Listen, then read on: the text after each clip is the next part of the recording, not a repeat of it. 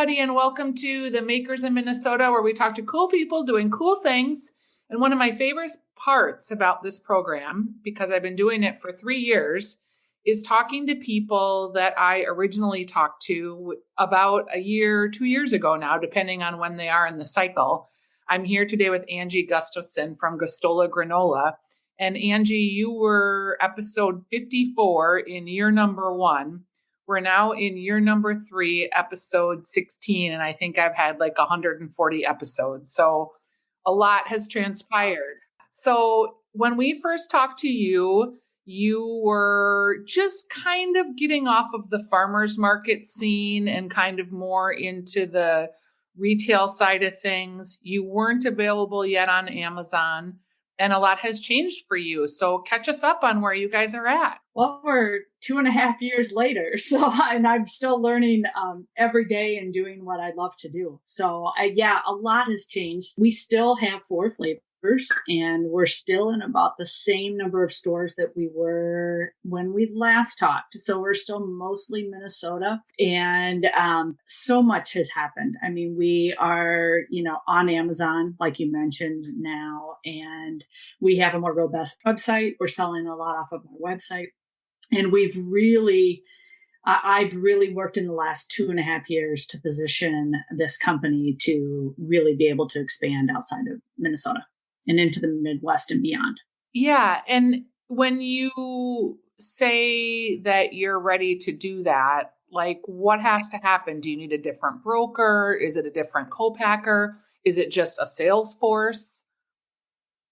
Yeah, I think it's a lot of things. For me, it was making sure that we had a really excellent manufacturing setup, right? To continue, because with our product, we're a premium granola company and quality is everything. And not only do you need to have that quality, but you need to have that ability to produce more and more when demand comes in, right? And so I found a manufacturer that is creating baking a really high quality granola and can scale with us. Mm-hmm. And then, go ahead.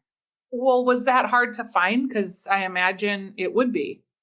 It is super hard to find. And I'm sure I know this has been mentioned in some of your other podcasts too. Manufacturing help is really difficult, especially for smaller emerging brands. Because as with everything in this industry, it's scale and efficiency. And so the more you're producing, those are the types of companies that co-packers or manufacturers want. And when you're at these, emerging quantities, it can be a challenge. But we did find a company that has a lot of cereal and granola knowledge. And so that'll be key for us. One thing, too, that I remember you telling me, and I really am a fan of your granola, and this is probably why, is it's important to you as a premium to have like bigger clusters and not just kind of what I call the granola dust, where, it's just kind of this dusty, dry bottom of the bag type of feeling all the way through the bag. We certainly are trying to avoid the dustiness. One thing that really differentiates us, I think, is just visually, when you look through the window of the bag, you can see the whole oats intact. And that's a plus and a minus. The minus is, like you said, you love the clusters. I love the clusters. When I make the same recipe that, you're eating out of our bags, I make in my own home kitchen still, for my family. I love those big clusters. And what happens is when you leave the oats intact and whole, there isn't a lot to bind it together and keep it bound. And so when it goes into boxes and up onto pallets and into trucks and bumping across state lines and then gets shoved on grocery store shelves, some of those clusters, just inevitably are going to break down. And so, we're not as clustery as I would like us to be, but that's just, I've had to let that piece go. That was something that, we had those at the farmer's market. And now that there's more transportation involved and handling, they break down a bit.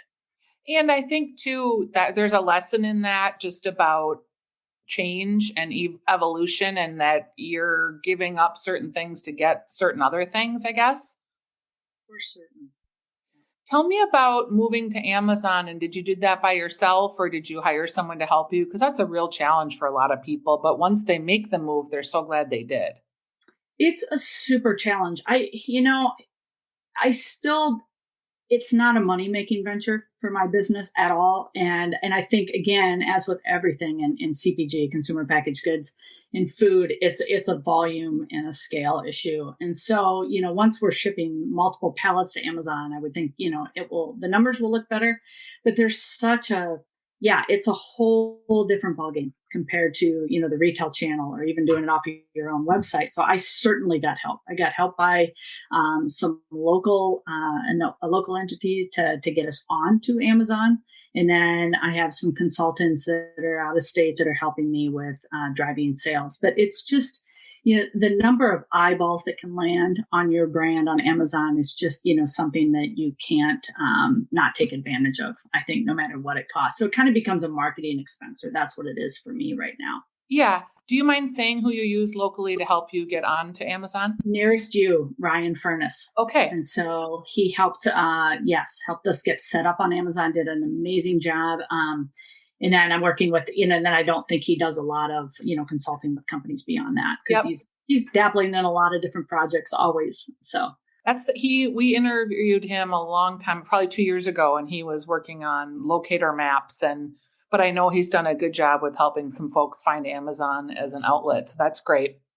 As you grow, so then you have to have search engine optimization, and then you have to have someone that knows how to market with key terms and keywords, right? Because that's how you grow your Amazon base. Yeah, it's super difficult. And, there's all kinds of things that you learn, right? But obviously there are a lot of granola brands. You think there are a lot of granolas in the grocery stores. If you do a search on Amazon, it's unbelievable how many brands are out there. There's so much competition, and the biggest of the big companies are, paying for those keywords, especially granola, right? And that's in our title. So that actually, that's in our brand name, Gustola Granola. So it actually kind of works against us because we have all this money being bid on, they're pulling away the search from our name. But we're getting there. There's tricks for certain, and absolutely I need to outsource some help on that. Yeah, because we did a lot of internet marketing when I had my business, and you can try terms, and it's a full-time job almost to know how to optimize everything. And yeah, I just felt like that was really overwhelming for me. So I can't even imagine. It's pretty fascinating. Well, it's even like social media, how tricky that is.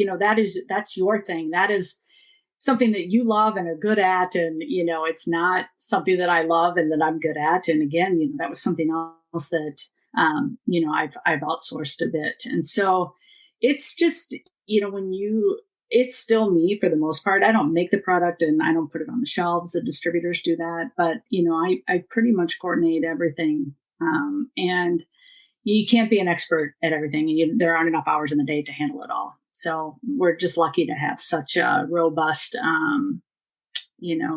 other food makers and network here, and just a lot of professionals that support different areas. Are you looking forward to getting back into the grocery store scene with sampling, or do you feel like that will ever come back? That's such an interesting question. I don't know. I think it's going to be a long time out. Actually this hit right at one really big thing. So for 2 years, I was really focused on operations, right? So the manufacturing of our product and sourcing of ingredients and things like that. And then 2020, I had earmarked as this is the year that we are going to step on the gas and expand our distribution. Not a good year to try and do that in, right? Yeah. Because everything just came to a screeching halt once COVID hit, in terms of, buyers are not looking to bring on new brands. So we did just fine, in fact, in existing doors that we were already in, but trying to get new business and new retailers was really difficult. So I'm hoping that that's going to gradually open up. But in terms of, sampling, and I think that's going to be a long time coming.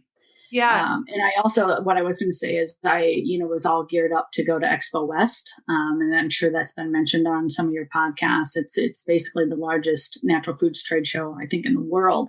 And I was going to be an exhibitor. I've attended one other time just to kind of scope it out, but I was going to be an exhibitor, and they literally pulled the rug out on that like a day before it was supposed to start. So it was right in early March. So, we kind of missed that opportunity. But you look into other avenues, whether it's, e-commerce. And are they doing an Expo West this year? I had heard they were going to, this was a couple months ago, that they were rescheduling, pushing it out to May, that, that's not going to happen. And so, no, I haven't seen any dates. I haven't seen any emails or anything. Okay.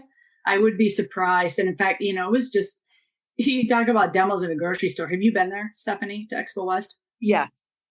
It's, right? Massive. It's just sampling everywhere. I can't imagine a more, not a good time to be doing that.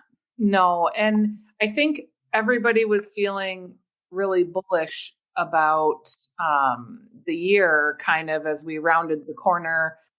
And then there's just been such a lag with the vaccine still. And it's going to take longer.